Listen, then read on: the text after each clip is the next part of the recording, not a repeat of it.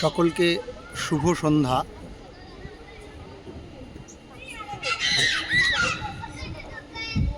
আজকের এই সন্ধ্যায় একটা বিষয় নিয়ে আলোচনা করব, তা হলো এই শ্রীমদ্ ভগবদ্ গীতায় অর্জুনের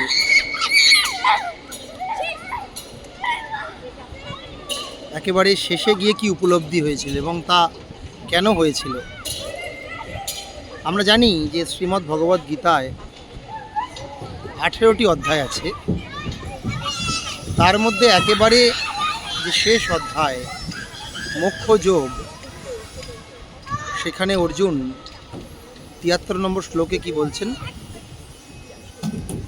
নষ্টমোহা স্মৃতির্লব্ধা তৎপ্রসাদান্ময়াচ্যুতা স্থিতস্মি গত সন্দেহ করিষ্যে বচনম তবা। কি বলছে না? নষ্ট মোহ। অর্জুন একেবারে শেষ দিকে শ্রীকৃষ্ণকে বলছে যে আমার সমস্ত মোহ নষ্ট হয়েছে, আমি আবার আমার স্মৃতি ফিরে পেয়েছি, আমি এখন স্থির হয়েছি, তাই হে শ্রীকৃষ্ণ তোমার কথা শুনবো, আমি এখন যুদ্ধ করব। এখন এটাই হচ্ছে অ্যাকচুয়ালি আমাদের যে daily life problem that we face, আমরা যেটা সর্বদা সম্মুখীন হই, যে কি না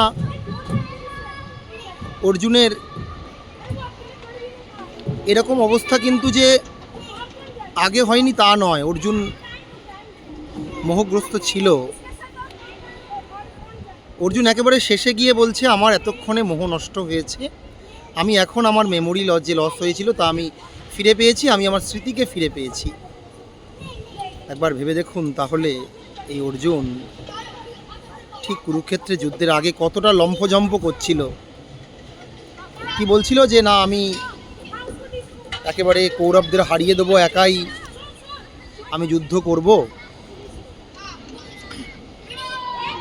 বলে সে একেবারে যুদ্ধক্ষেত্রে চলে এসেছে। তারপরে আসলে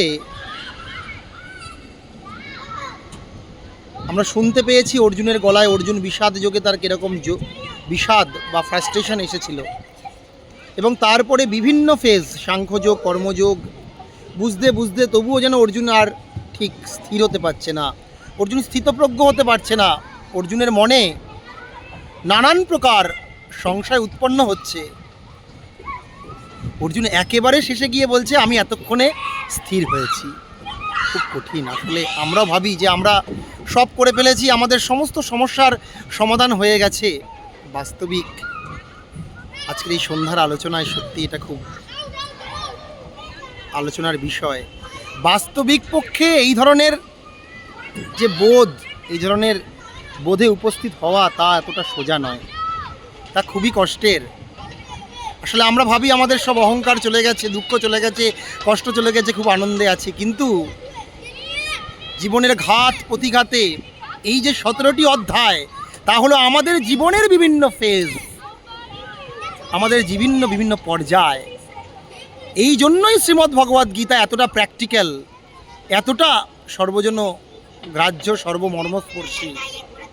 অর্জুন একেবারে শেষে গিয়ে বলছে এতক্ষণে, তার আগে কতগুলো শ্লোক হয়ে গেছে, 17 অধ্যায় পর্যন্ত, শ্রদ্ধাত্রয় বিভাগযোগ পর্যন্ত সে অর্জুন বিষাদ যোগ থেকে 1 থেকে 17 মোক্ষ যোগে 73 নম্বর শ্লোকে গিয়ে বলছে হে শ্রীকৃষ্ণ এতক্ষণে আমার আমার মোহ নষ্ট হয়েছে, স্মৃতির লব্ধা, আমি আমার স্মৃতি ফিরে পেয়েছি,